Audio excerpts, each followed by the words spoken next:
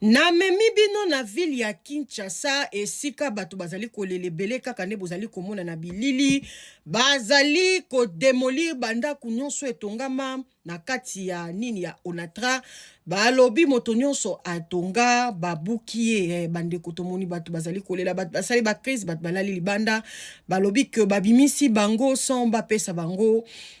avertissement ou ba rembourser bango toyebite biso moko toza komi loba l'état ye moko azali kote kela oui faute ezana ya biso ezana ya l'état faute ya makasi ya kilo eza l'état nanu ye moko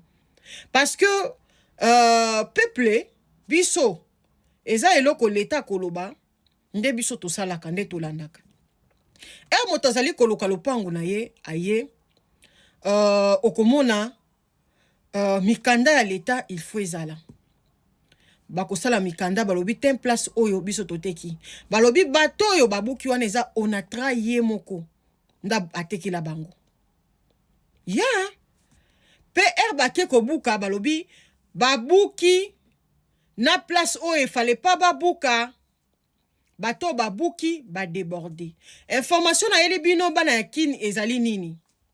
ezali ke balobi décision bazui ya kobuka liboso babandaki komona Gentini elo ekamusinga na ba video wana namoni bato mususu baza ko continuer ko kanisa ndire Gentini azalaka kaka Gentini asalongwa kala bandeko Gentini azalaka lisusu gouverneur ya Kinshasa te akoma sénateur mutu azali gouverneur ya Kinshasa ezali Daniel Bumba soko yebite photo na yeye wana Gentini asatika bino kala bomesana na Bumba alors baye ko informer ba kinoa balobi décision o bango bazui euti kaka pa na bango moko te balobi président ye moko amonaki niveau ya catastrophe bayebisaka bino ke un jour po ya njili wana ekoya kobukana soki elobi etonda bokozala na nzela kokende aéroport te bayebisaka bino yango boza kotonga bitonga boza kotala nzela te po oyo ayebani na colonel na mon major o kuna ayebani na ministre na sénateur o kuna ayebani ye moko na Fachi Betonga moko na kotonga o kuna ayebani na ancien président Joseph Kabila donc bazali kotonga n'importe comment bomonaki ndenge botindaki po ebanaka muke soki bozwaka décision en avant tonga tokoma na makambo te nazali kotikela bino boyoka message ni bazali kopesa bino bandeko nyonso bayebisaki bino déjà ke bakobuka bino boyebaki bakobuka décision wana eza oute pa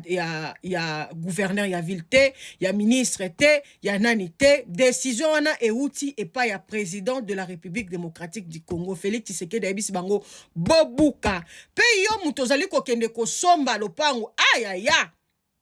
ozomona rai yango epenze elekani ata bakangi yo misu ata susi yango ya lopango ozala soki mpe kaka na kitambo oza komona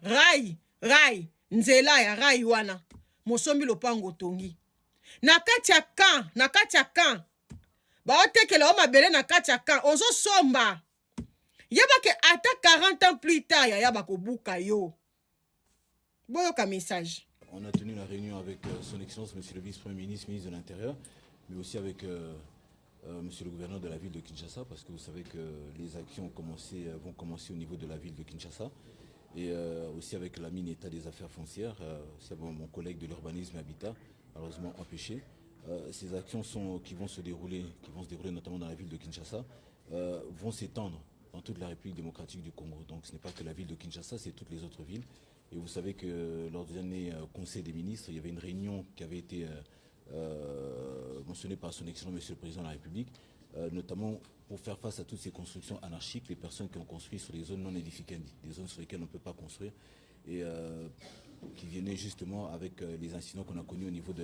avec la rivière Njili. Fort de cela, son excellent monsieur le président de la République a instruit au niveau du gouvernement central de procéder à ces démolitions, mais évidemment d'abord en procédant par des mesures de